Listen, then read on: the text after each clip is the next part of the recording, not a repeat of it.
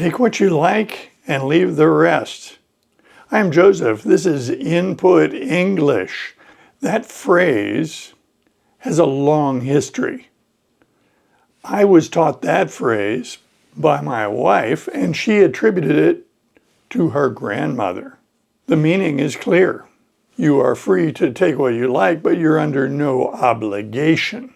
As described to me, this was said at dinner. People didn't need to stuff themselves and eat more than they wanted to. They could just take what they like. But this phrase actually has more of a history than that, and it's interesting. It's also useful advice for us. Now, people using the YouTube platform intuitively understand that because we click on a video, and if we like it, we take what we like, and if we don't, we can swipe away. So we actually understand this, but the phrase has some use to us, the language learners. So let's dive into that. If you look up that phrase using Google or some artificial intelligence platform, it will quickly be attributed to Al-Anon. And of course, that begs the question, what is Al-Anon? In the United States, as in other places around the world, alcoholism and substance abuse has been a long-time problem. Some people get into trouble with substances, and recovery was very difficult. In the 1930s, a couple of fellows formed the organization Alcoholics Anonymous, and this is a grassroots recovery program that is based on 12 steps. There are now a lot of different 12-step programs in the United States and in other parts of the world. When people started recovering from alcoholism using the methodology of the Alcoholics Anonymous program, there was another group of people who were very much involved, but AA wasn't answering their needs. At least that was the perception. In 1951, Al-Anon was formed, and this is another recovery support group type program that uses 12 steps. But this is for the family members and friends who have been negatively impacted by the disease of alcoholism. If you look up that phrase, take what you like and leave the rest, it is attributed to Al-Anon. Now, the actual origin of the phrase is not really clear. It seems unlikely to me that Al-Anon invented that phrase de novo. My opinion is that it was adapted for their use. They thought it was going to be useful, and then they used it. So why am I talking about this phrase? Well, it came to mind when I was reading a book, and it is a bit ironic. Content creators have a challenge in common, and that is we need to come up with good ideas for the content. We need to write new episodes, and they need to be good. When one is creating content for a language learning or language acquisition channel, videos that are basically clickbait are of no use. If someone is looking for good quality content and they just find clickbait, that's insulting. So we need to write good material, and writers frequently experience a problem called writer's block.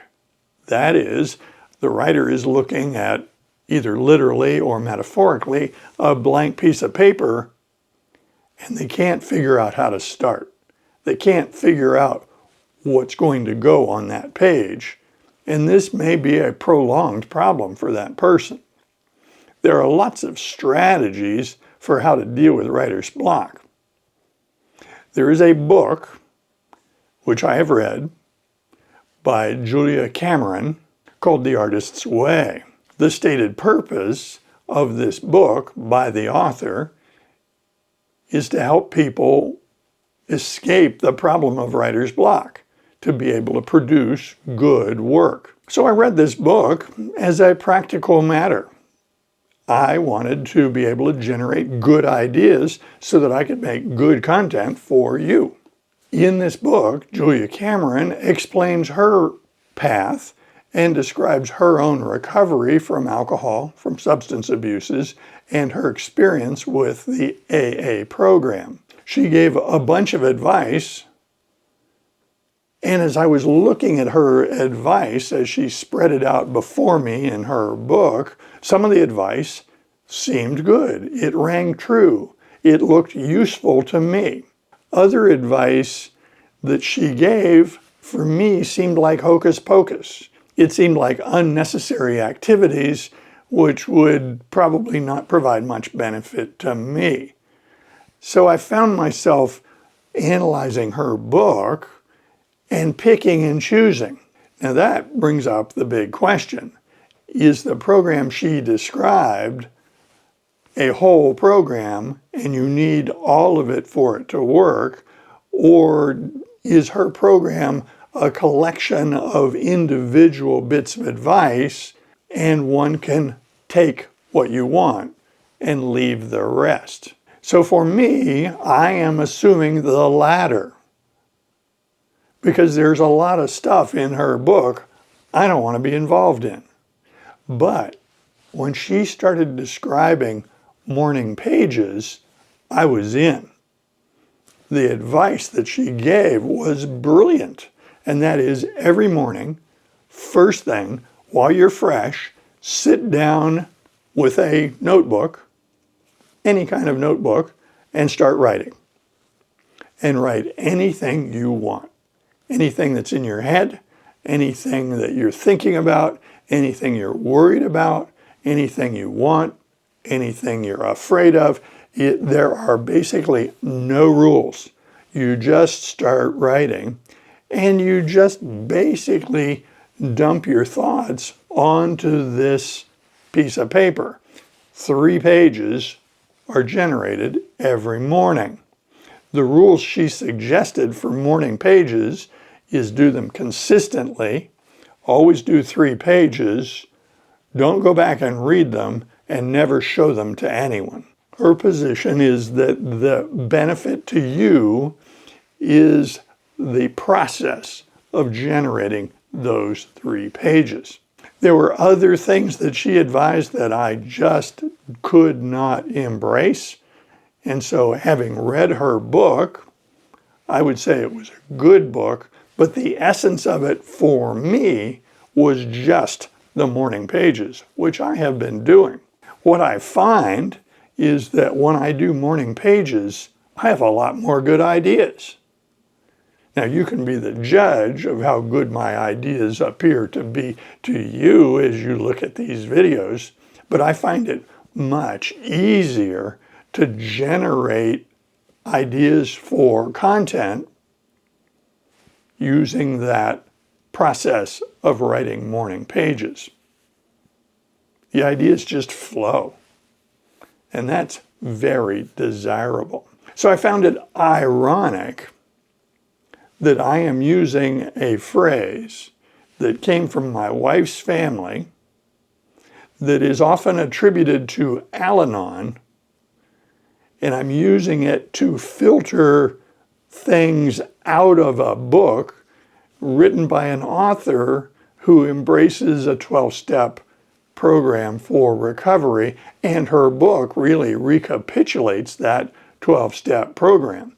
The Artist's Way is described by Julia Cameron as a recovery program for writer's block, and she specifies that it is 12 weeks long.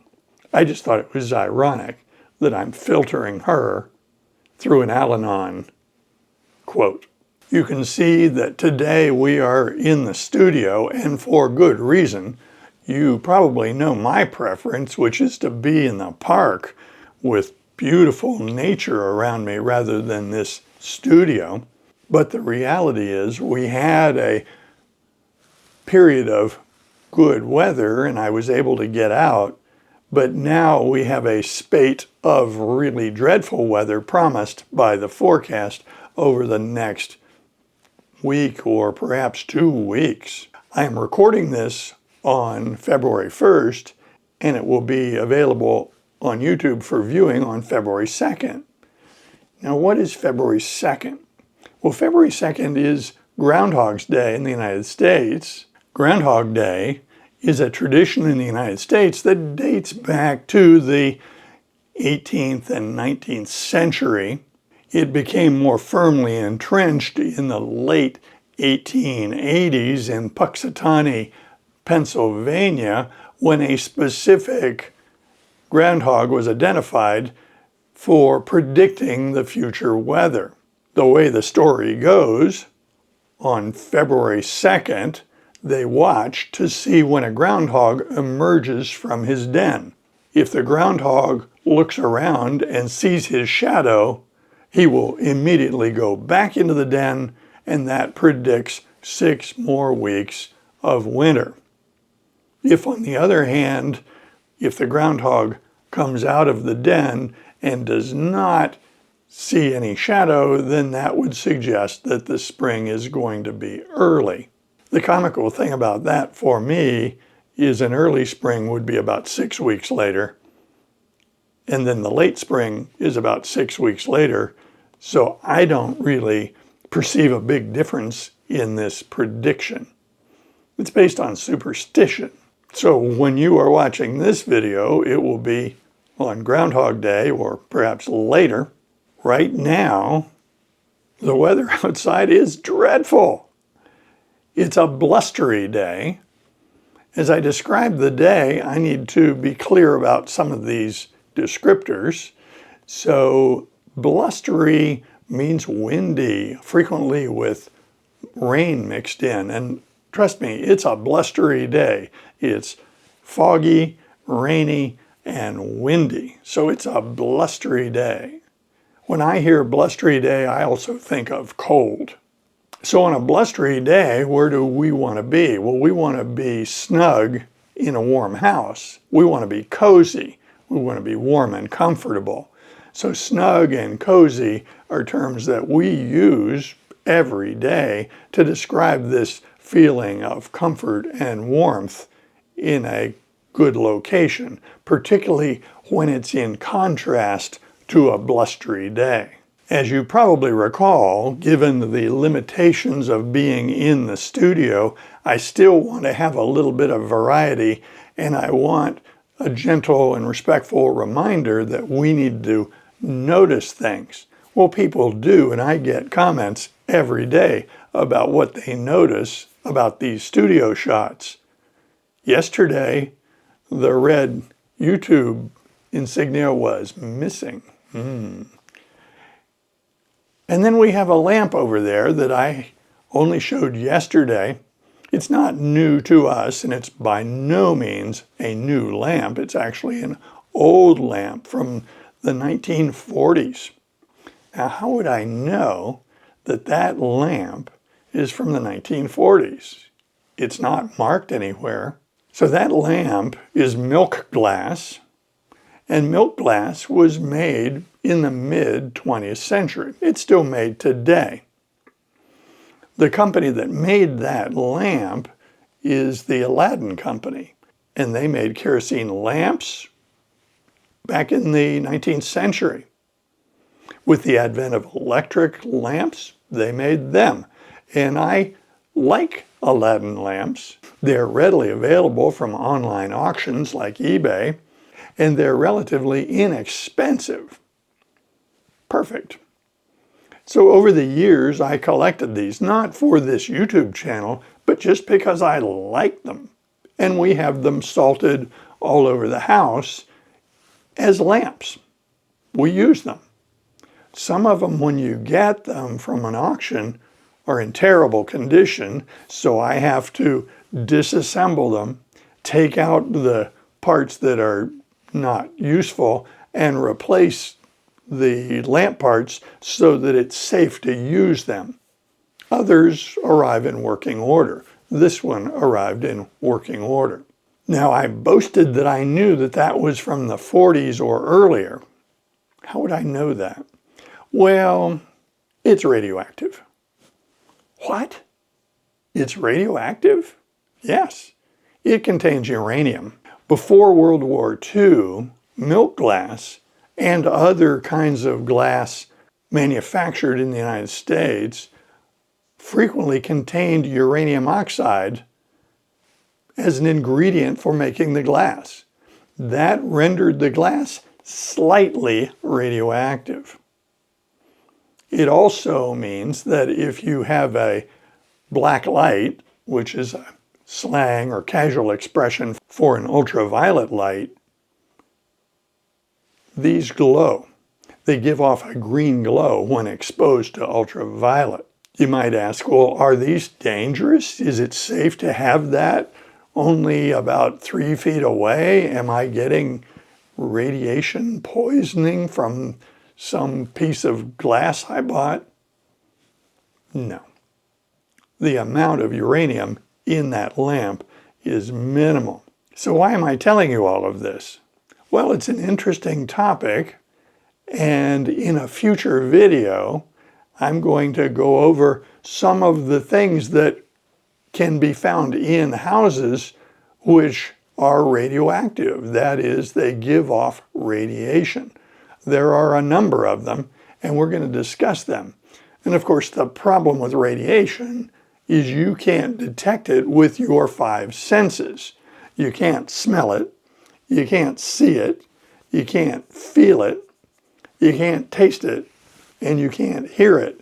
So with radiation, we need to use an instrument or different kinds of instruments to detect its presence. That's an interesting problem. In a future video, we're going to talk about items that you may find in a house that are radioactive. And if you like videos like this, be sure to click on this one next. See you soon.